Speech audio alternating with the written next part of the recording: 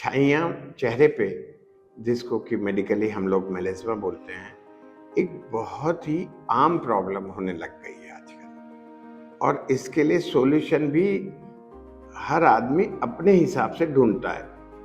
और जो सबसे बड़ी गलती करता है वो मैं आपको बताना चाहूँगा कि आप इस तरह की गलती नहीं करें। कोई भी मेडिकल स्टोर पे जाके उसको आप बोलेंगे, या फिर कोई पेपर में ऐड देख के आप कोई ट्यूब लेने जाएंगे, तो ये ट्यूब यदि आप लगा लेते हैं और इससे आपको लगता है ऐसा कि थोड़ा आराम पड़ा है, और फिर आप उसको कंटिन्यूअस यूज करने लग जाते हैं, तो ये आपके चेहरे को बहुत डैमेज करता है।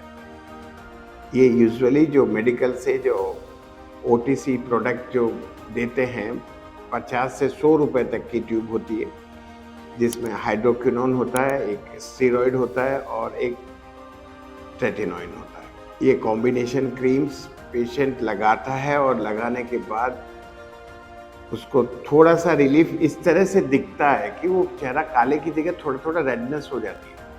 तो उसको लगता है ऐसा कि मेरा चेहरा ठीक हो रहा है, पर वो चेहरा ठीक नहीं हो रहा।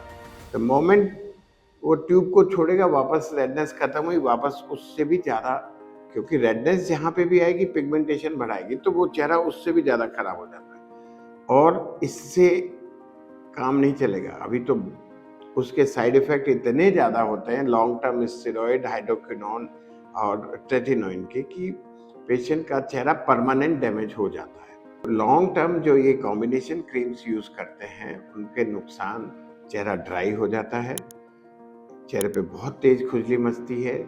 आप यदि पानी से भी वॉश करने की कोशिश करेंगे तो वो चेहरा जलेगा और लाल हो जाता है, थोड़ी सी भी धूप में जाने से लाल हो जाता है। ये बहुत इम्पोर्टेंट चेंज है, इसको आप ध्यान दें। और इसके बाद आपके चेहरे पे घाव बन जाएंगे और आपके चेहरे पे बाल तक उग सकते हैं। तो ये इसलिए हम आपको ये सलाह देते हैं कि इस तरह का कोई काम नहीं करें। मेडिकल से कोई भी चीज या किसी एड को देख के अपने स्किन को लाइट करने वाली चीज, झाइयों के लिए कोई इलाज आप नहीं कराएं। इसके लिए आप डर्मेटोलॉजिस्ट से संपर्क करें। मेलेस्मा का मुख्य कारण जो होता है, ये ज्यादातर फीमेल में मिलता है, and the oestrogen, the hormone, जिससे ये इसका मुख्य कारण होता है। और स्पेशली प्रेगनेंसी, जिसमें कि हार्मोन लेवल कई गुना बढ़ जाते हैं, उसके बाद ये बहुत कॉमनली देखा जाता है। इसके साथ में एक्सेसिव सन एक्सपोजर, खून की कमी, ये भी एक बहुत इम्पॉर्टेंट कारण है। सन एक्सपोजर, इसमें सन एक्सपोजर पे मैं कुछ कहना चाहूँगा। सन एक्सपोजर को अपन को इस तरह से लेना चाहिए, this is a UV related problem. तो यूवी जहाँ जहाँ है वहाँ पे ये प्रॉब्लम आ सकती। भले ही आप घर में हैं तो भी आपके घरों में भी यूवी लाइट पूरी रहती है, बिकॉज यूवी रेज आपके अल्ट्रावायलेट रेज जो हैं, विजिबल लाइट के साथ ही चलती है। तो जहाँ विजिबल लाइट है वहाँ अल्ट्रावायलेट रेज हैं। एंड यदि आपका चेहरा सेंसिटिव है तो आपको घर बैठे बैठे भी जो यूवी डैमेज है हो जाएगा। तो इसके लिए अपना प्रोटेक्शन ढंग से रखें। Sunscreen every 3 hourly with a good SPF लगाएं, और या फिर मास्क पहने, या अपने चेहरे को जितना कम एक्सपोजर दे सकते हैं वो दीजिए। मेलेस्मा में आप जो स्वयं कर सकते हैं वो सिर्फ इतना ही करिए कि अपना सन प्रोटेक्शन के लिए या तो सनस्क्रीन या कोई मास्क अच्छे से यूज करें। ये आप रेगुलर और लॉन्ग टर्म यूज करना है। दूसरा, अपनी डाइट अच्छी रखें ताकि आयरन डेफिशिएंसी वगैरह आपको नहीं हो, कोई विटामिन डेफिशिएंसी आपको नहीं हो, ताकि ये मेलेस्मा ठीक हो। यदि आपका मेलेस्मा ठीक नहीं हो रहा है, बढ़ता ही जा रहा है, तो आप डर्मेटोलॉजिस्ट को दिखाएं, क्योंकि डर्मेटोलॉजिस्ट नोज की कौन सी क्रीम देनी है, आपकी जो लेवल ऑफ मेलेस्मा है वो किस डेप्थ का है। क्योंकि ये ऊपर स्किन पे होता है, एक मिड लेवल होता है और एक डाउन टू द डर्मिस यहाँ तक होता है। तो ये डर्मेटोलॉजिस्ट देख के बता सकता है कि क्या देना है।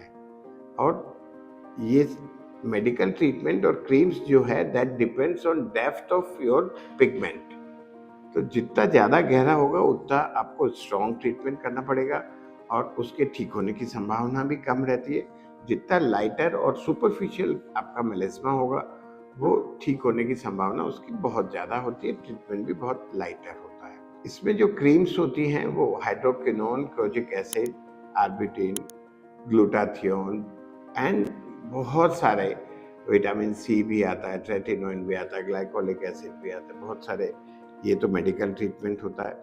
इसके साथ में कुछ खाने के लिए हम आपको ओरल सनस्क्रीन जैसे कैरोटीनॉइड्स, लाइकोपीन, विटामिन के साथ में प्लस आयरन भी हम इसमें देते हैं। और कुछ पील्स होते हैं जिससे ये काफ़ी कम होता है।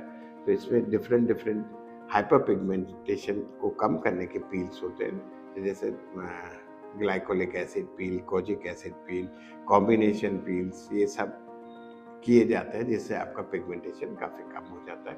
पर इसको ठीक रखना भी आपके हाथ में है, बिकॉज मैंने जैसे पहले बताया सनस्क्रीन सबसे ज़रूरी है और उसके बाद आपकी डाइट। आप हमारे चैनल को सब्सक्राइब करें ताकि इस तरह की जानकारी आपको मिलती रहे।